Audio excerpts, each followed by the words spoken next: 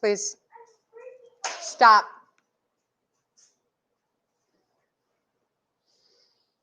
Just lecturing my kiddo before this is really live. Because that's what has to happen sometimes, I guess. Yeah, you know, sometimes they listen, sometimes they don't. Hello, hello. How's it going today? If you are here live, pop in, say hi. If you're on Facebook, there's a little link up high that says we're going live on StreamYard. If you want to send some comments to me, I love those. But you have to accept the StreamYard thing so I can know who you are. But anyways, if you don't want to do that, that's totally cool. I get it. I so get it. But I love knowing who you are, and I love hearing from you and hearing your questions and those kinds of things. So as we get rolling today, we're going to talk about licorice. Have you ever used licorice? I'm not talking about Twizzlers like I like to joke in the commercial. I'm talking about licorice root. So it's Glycyrrhiza glabra is the Latin name of this particular plant, and the root is really amazing. Hey, Kirsten, it's great to see you. My back is doing better. It's still not perfect. It's definitely better though. Major improvement. And hello to you, Facebook user with your cute purple heart. If you want me to know who you are, you either have to tell me or you have to allow StreamYard to accept, you have to accept StreamYard. So this is live on Facebook and a couple other platforms right now. And StreamYard's the software I'm using for it. And they're like, hey, you have to, if I'm going to know your name, or if I get to know your name, you have to accept StreamYard. I didn't say that very well. And that's why I'm not a tech person. That's why I'm an herb nerd. So it's cool. Let's talk about licorice and licorice root and how you can use it to improve the health of your gut. So a little bit of backstory on licorice. It is an herb that's been used for thousands of years in traditional Chinese medicine. It's commonly known as what is used as a harmonizing herb. So it brings a lot of balance and brings together larger herbal formulas, and it's often used in very small amounts. And I love licorice root. One thing, it's really sweet and delicious. In fact, the glycyrrhiza part of the name of licorice actually means sweet root. Trish, yay, great to see you. So it really speaks a lot to the sweetness of this fantastic root. So it can be it can help make other formulations much more palatable than some other herbs might, because there are quite a few herbs, especially in Chinese medicine, that are pretty gross and nobody wants to taste them. But you have that sweetness of licorice and you're like, oh, hey, that's not so bad anymore. Especially in our society where we really love sweet entirely too much. I'm working on that love of sweet and letting it go quite a bit myself. So, so some other reasons that I love licorice specifically for the gut is it's a really fantastic mucilaginous herb, which means that it's got a lot of very cooling and coating properties. And if you think about the gut, it's mucosal tissue. It's much like your skin, only on the inside of your body, which is pretty crazy. And it's got a job a lot like your skin, which is to keep things out. That's a whole nother thing to talk about when I talk about the digestive system and how it works and how you can use other herbs to help heal it. You can use licorice root if you deal with heartburn a lot because of its demulcent, which is going to be coating and cooling and soothing. That heartburn is a lot of acid going up through the lower esophagus, through the esophageal sphincter, and it's hot and it burns and it feels like it's in the heart, but it's not in the heart at all. Licorice can be very cooling and soothing in that place. It's really fantastic specifically for inflammation and heat in the gut. Again, it goes back to that demulcent cooling property, and it's really fantastic for that. It can help to heal various ulcers, peptic ulcers, gastritis, things like that. It is very specific for the heat and the pain and discomfort that comes with ulcers. And it also does a great job of increasing production of the mucosal lining of your gut, which is fantastic. In your stomach, there's like 3 times more the mucosal lining than the rest of your digestive tract because your stomach is so heavy in acids. And the fact that licorice can help keep that mucosal goodness building up is really fantastic, because that is going to be what helps protect you against the excessive acidity and the heat. Can be a really, really good friend. It also helps to fight off H. pylori, which is a type of bacteria that can get into your body and live in the digestive tract. And H. pylori, after quite a few years of being in your digestive tract, can cause ulcers in the lining of your stomach. It can also lead to cancer. Which nobody wants to deal with. And it's actually, H. pylori is actually very, very common, and is about 2/3 of our world's population deals with it. And it's going to vary in its severity for each person. Obviously, we're all unique in so many ways. So that's another reason licorice is fantastic. It's very specific. Also, it can help with diarrhea. It can also help with, hey, Jonathan, great to see you.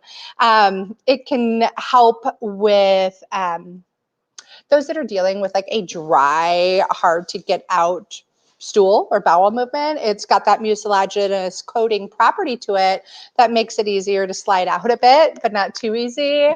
It can also be helpful in cases of diarrhea, or really great abdominal pain and diarrhea, or colic even, where you're just bloated and in pain and distended really badly. It's a great time for licorice. There are quite a few things to take into consideration when it comes to licorice root. It is not for everybody, and that is definitely worthy of you being aware of. If you're pregnant, it's not the time to take licorice root. If you're dealing with high blood pressure, or you've got edema or swelling, you do not want to be taking licorice root. Also, I've got a few notes on this I'm just going to look at to make sure I'm getting everything that we're talking about out here. If you're on corticosteroids, you want to be really cautious with taking licorice root, because it can actually increase the effects of those. And if that's going to be the case for you, you do want to work with your healthcare practitioner if you feel like licorice needs to be a part of your life, but you are on those corticosteroids. Be careful. And use proper healthcare advice. Work with your doctor, work with an herbalist, work with somebody who's very experienced in dancing those medications and herbs together. I already said it's not good for pregnancy. There's not much for studies out about lactation yet. So if you're a nursing mother, go with caution. Also, you don't want to take licorice for a long extended period of time, or high doses. You really don't want to go over like 9 grams of licorice per day. If you do decide to go in the high dosage thing, you want to check your blood pressure regularly. And if you start noticing excessive water retention via swelling, or just, you feel like you're bloated or your ankles are swollen, you might want to lay off the licorice. And even saying that, I still very much love licorice, because it is really helpful in so many other ways than just for your gut. But since I'm talking about the gut a lot right now, that's what we're talking about. So are there any questions yet? I know I've got quite a few of you on here. And if you have questions, please hit me with them, because I like to know what you want to know. As far as how you can get licorice into your body, you're in luck. It is very sweet. It is very delicious. It is a pleasant, pleasant taste to me. It's not pleasant to everyone. Jonathan, thank you. You say, hey, love your products. I use your salves on my backpacking trips. I plan to try some of your teas very soon. You love loose leaf teas. I want to have a conversation with you soon. I have a special little surprise coming up in my world that I haven't let out to the masses yet, and I'm not going to quite yet, but I'd love to have a chat with you about that, Jonathan, because you're very relevant to that situation. So, Hey, yay. I'm so glad. Emery, that you're here. It's nice to see you. So how can you get licorice into your body? You can take it in a powdered form, which is really, really nice. That can be very easy. You can add it to applesauce or add it into your smoothie if you must. You can put it in a capsule form or make a tablet or a pill. Hey, Lisa. That can be really, really helpful. You can make a tea or a decoction with it. And so with that, you're just going to take about a half teaspoon or a full teaspoon to about a cup of water and let that simmer for 10 to 15 minutes and drink that down. You can drink that 3 times a day. It's going to be really sweet. It's also going to do a great job of not only soothing your digestive tract and all heat and inflammation in there, but the respiratory tract, because it's also mucosal tissue like the digestive tract and very much like the skin as well. So when you're thinking of mucilaginous herbs, they often have a tendency to have very similar benefits for all of those systems of your body, which is pretty cool.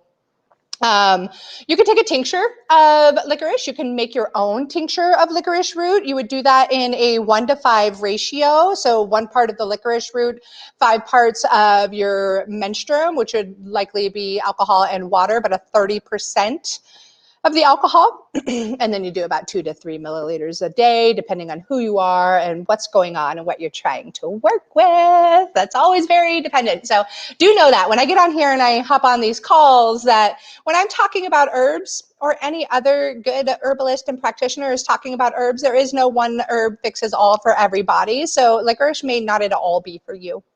Again, especially if you are dealing with high blood pressure or excessive swelling, or if you are pregnant, licorice is not for you. So keep those things in mind. Hey, Christy, I'm glad you made it. It's really nice to see you. That your body is unique and that the plants and the way they work within your body in various conditions is always going to be very, very unique.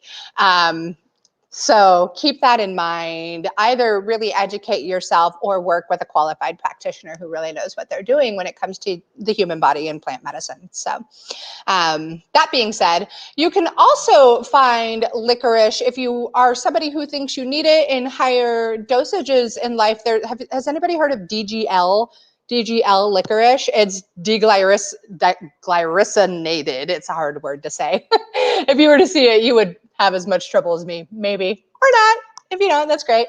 Anyways, it's where they kind of take away the glycerin part, glycyrrhizin, sorry, part of the licorice, and it allows it to be so that you can take it in higher doses and not have to deal with the water retention that could come about or the hypertension as well. And it's more used for respiratory issues and digestive issues. Hey, Pam, great to see you.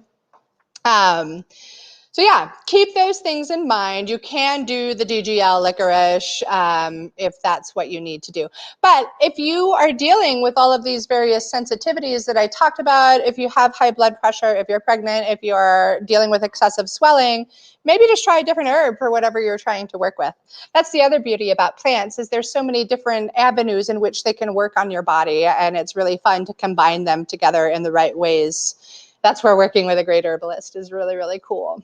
Yeah, I just said a lot of stuff. Ah, Fraser's mom, how great to see you. I love that.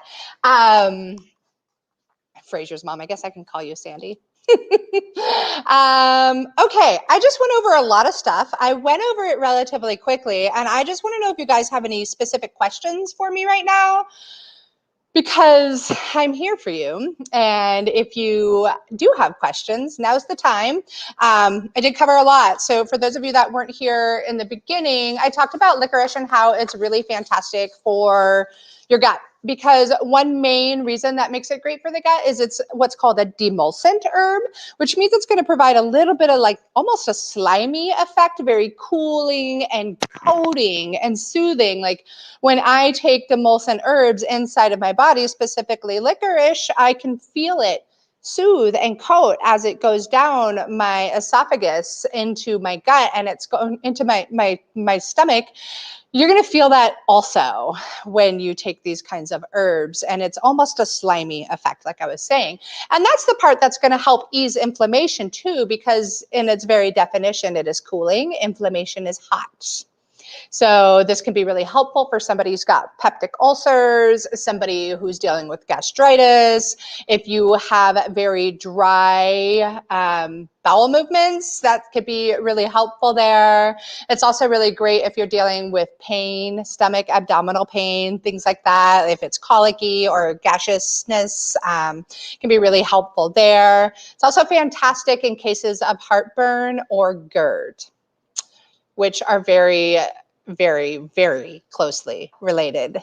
Actually, heartburn is a huge symptom of gastrointestinal reflux. I'm not sure if it's disorder or disease, but they definitely go hand in hand. So yeah, there's so much else going on in licorice. It's delicious. And again, that warning of those with high blood pressure, those who are pregnant, licorice is not for you. If you're dealing with excessive swelling, so like your ankles are swollen all of the time, licorice is not for you. You can get into your body via powders, toss it in some applesauce, toss it in your smoothie. It's got a whole lot more going on than just being great for your gut, which is part of why I love it. It can be a whole collective part of a formula for people. And that's, again, I said this in the beginning, licorice is a fantastic harmonizer in a blend to bring it all together. So Trish says, what's the difference between licorice, fennel, and ice, which all taste similarly? I'm wondering if that's supposed to say anise instead of ice. There's a lot of difference between each one. They're each going to have different chemical compounds and constituents within the plant. Fennel, I don't know of it being adverse for those that might, I don't know. That's a deeper question. They all do taste similarly, but they have different medicinal properties. Licorice has a whole lot more going on. Fennel and anise are both great carminative herbs, meaning that they help to ease gassiness and bloating and tummy upset. They also have a lot of that mucilaginous property where it's nice and cooling and coating. Licorice has got a lot more going on in it than just that. Like, I would definitely recommend with fennel for digestive upset, just pop a fennel seed or two in your mouth before or after your meals, and it's going to help take care of bad breath as well. But there's a lot different in that, Trish. So that's a much deeper conversation than I'm going to go over in this particular class, but hopefully I cleared that up a little bit for you. Yeah. What else am I missing? If you guys like learning about herbs that you can use for your gut health, I do have a course coming up soon. It's going to be called Herbs for Optimal Digestive Health. Optimal gut health, I think I said. And it's a 6-week-long course. I'm going to talk about your digestive system, how it works, and get you a solid understanding about the digestive system and the microbiome, because if you don't know how those systems work, you're not going to know how to use the right herbs at the right time. So that course is coming mid-February. I don't even have a sales page up for it yet, but I will next week. I do have a free workshop where we're going to dive a little bit deeper into inflammation and how you can use herbs to address the root cause of your inflammation. The first one of those is happening on Tuesday at 4 o'clock Pacific Standard Time. I can drop a link or send you a link, or you can message me. Let me see. I do have the website up here right now, and it's theherbalists.path.com/herbs-2-ease-inflammation. And that's a free course. It's going to be about an hour long. It's going to be fun. We're going to talk a lot more about how all of this works and different categories of herbs that you can choose to use for your gut. And then when I dive deeper into the herbs for optimal gut health course, that's coming in the midway of February. Again, that's 6 weeks long. We talk about the digestive system, the microbiome, how it works. And then we're going to go into various categories of herbs. We're going to talk about 5 or so herbs in each of those categories and how you can best utilize them. You'll learn how to grow them, how to use them, how to make various medicines with them, and of course, how they work on your digestive tract. So I think that kind of stuff is pretty important to know, and hopefully you do too. Yeah, that's what's going on. I forget what I'm making on Monday. If I don't even have it planned, if you've got suggestions for medicine making Monday, give me a shout. Let me know. What do you want to learn to make? Because I want to teach you. It's going to be fun. I promise. I promise. Shoot me any kind of message if you need to. Other than that, that's my quick little ditty on why I love licorice for the gut. Don't forget, it's yummy. That's really important. There's a lot of natural medicine out there that tastes like vomit. And that makes it really hard to get into your body. And the sad thing with that is then people don't believe herbs work because they get to a point they're like, oh, I bought this, but it tasted so horrible. I won't even put it in my body and it's just sitting on my shelf. So yeah, I bought this herbal formula and now it doesn't work. Well, no, it doesn't work because it's sitting on your shelf collecting dust because it tastes absolutely repulsive. That's not how we get herbs to work. So licorice is a great harmonizer in that way because it does bring a nice little flavor and sweetness. I actually use licorice root in my respiratory rescue, which is, again, that's mucosal tissue. It's emulsant, it's cooling, it's soothing. It is really, really yummy. And then I have a tea that I just put on my website for just a little bit of time. It's called Tea Line. This is my beautiful daughter, Anira. She likes to show up every once in a while.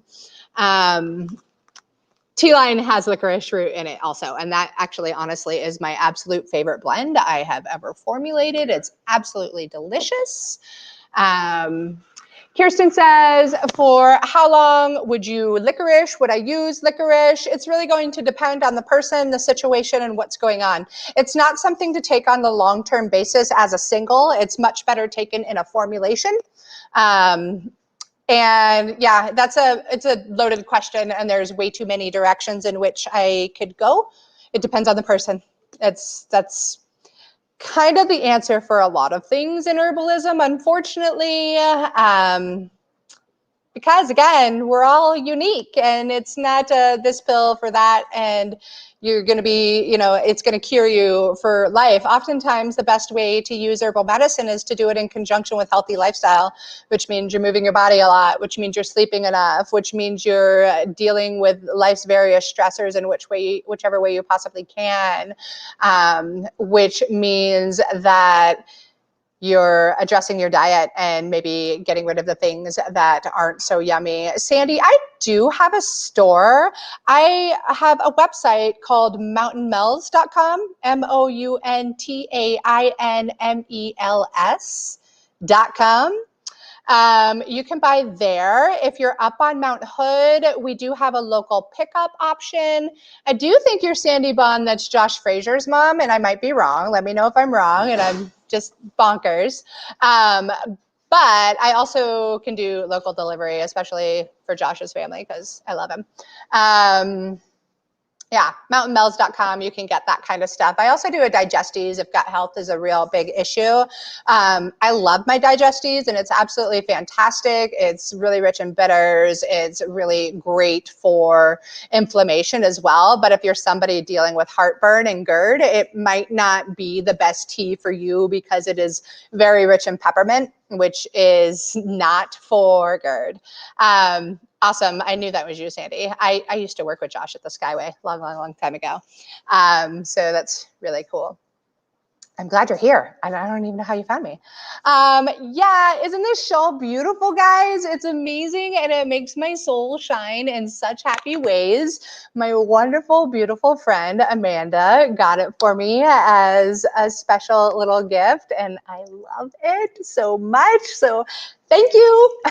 Thank you. I'm like, ooh, I love blues. And it just kind of sits all nice and peaceful. It's tiny. So I first looked at it and I was like, oh, it's so tiny. How am I going to deal with that? And it just lays so nicely. It's so cozy, and it makes me feel so much love when I wear it. So thank you.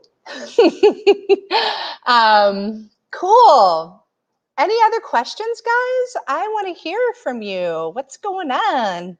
Is anybody going to join me on the free workshop next week or the week after that? I'm doing them on Tuesdays and Thursdays, either at 4 o'clock or 11 o'clock, trying to accommodate with your with times and everybody being on different places of the world and different work schedules. Let me know if you plan on joining me there. There is a link to register for it. You're going to learn a lot, I believe.